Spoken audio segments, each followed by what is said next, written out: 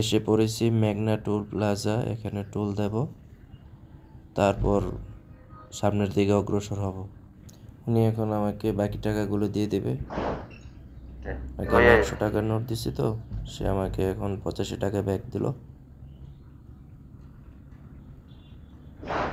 এবার দেখা যাক বাড়ি যেতে আর কত মিনিট সময় লাগে। দেখতে থাকুন। এখন কই বলতে পারবি? টোল প্লাজার পর থেকে ঢাকা চট্টগ্রাম হাইওয়ে পর্যন্ত যে হাইওয়ে যে রোডটা আছে, এই রোডে আর কোনো জায়গায় কোনো সিগন্যাল নেই, কোনো জায়গায় থামার কোনো প্রয়োজনও নেই। এখানে রাস্তাটা হচ্ছে একদম ক্লিয়ার ফাঁকা একটা রাস্তা, যেটাতে মন খুলে গাড়ি চালানো, যে যেরকম চালাতে চায় সেরকমই চালানো যায়। একদম ফাঁকাই থাকে রাস্তাটা। আর বিশেষ করে আমাদের এই চট্টগ্রাম হাইওয়েটা একদমই ফাঁকা থাকে। গাড়ি চালিয়ে অনেক মজা পাওয়া যায়।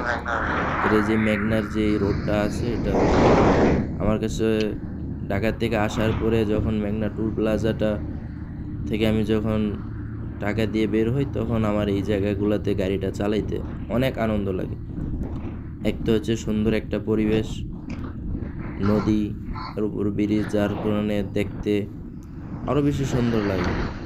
ব্রিজ থেকে যখন নিচের বড় বড় শিপগুলো দেখা যাচ্ছে, বোটগুলো দেখা যায়, তখন আমার কাছে অনেক ভালো লাগে। আর মেঘনা ব্রিজে গাড়ি অনেক স্পিডে চালানো যাচ্ছে। আর এটা তো আমি বলে বোঝাতে পারবো না, যারা এই রোডে বাইক চালায়, গাড়ি চালায়, তারাই বলতে পারবে যে কিরকম লাগে গাড়ি চালাইতে।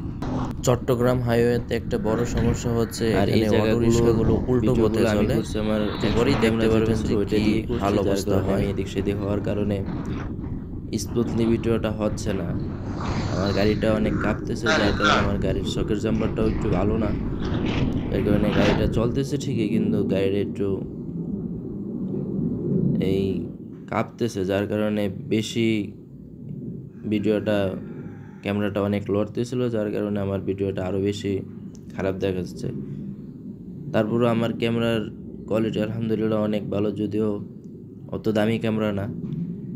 তারপর আমি এটাতে ভিডিও করে আমি কমফোর্টেবল ফিল করতে পারছি। এখন গাড়ির স্পিড একটু কমিয়ে নিতে হবে, কারণ হচ্ছে কি আমার গাড়ির সামনে যেই দেখা যাচ্ছে, ওভারব্রিজ দেখা যাচ্ছে, ওইখানে স্পিড গান ফিট করা আছে, এবং কি ওইখান থেকে পুলিশ কন্ট্রোল রুম থেকে ওরা টার্গেট করতে পারে যে কোন গাড়িটা কতটুকু স্পিডে চলতেছে। এখানে গতিসীমা দেওয়া আছে সর্বোচ্চ 40 এবং 60, এর ঊর্ধ্বে কেউ চালালে ওইখানে একটা সামনে পুলিশ আছে, যার কারণে ওরা আপনাকে ফাইনও করতে পারে।